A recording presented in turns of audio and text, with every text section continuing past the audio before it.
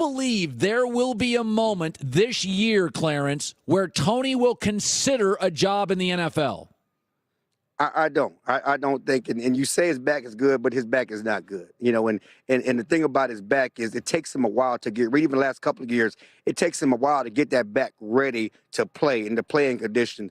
And certainly the Cowboys were accommodating for that. I don't know if any other team will be accommodating for it. It's not like he can walk out the booth and play next weekend or play even in 2 weeks. He has to get that back ready, and that back is a problem, and it's going to remain a problem. And again, when he came back the last couple of years, it was a process of getting the back ready to play football. So the notion of Tony just walking out the booth and coming back on the field, I think that's for fans and people who still admire what Tony did, that think that that's a possibility. The reality is that's not going to happen. And Tony has told us. He told us, unlike Jay, he said, I'm committed to being a broadcaster, and he's worked hard at this.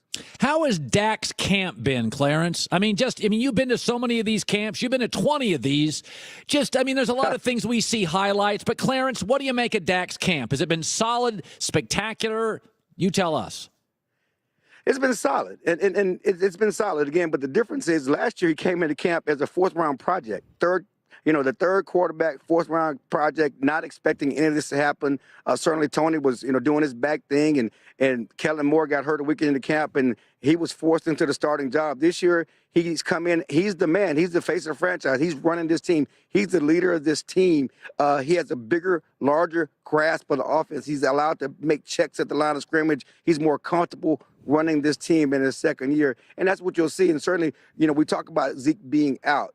If Zeke is out, it's going to be more on Dak and Dez and those guys doing things in the passing game. They're more confident about doing that because Dak and Dez have better chemistry. They're going to be on the same page. You will see what he did last year, that Green Bay playoff game, when Dez had his first 2 touchdowns of his playoff career in that game. He and Dez are going to be on the same page. They should be able to sustain a loss because of the improvement of Dak Prescott as a quarterback and running this offense.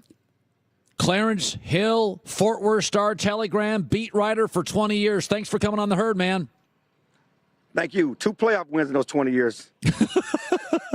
Just had to add insult to our John Goulet via the Cowherd Global Satellite Network. By the way,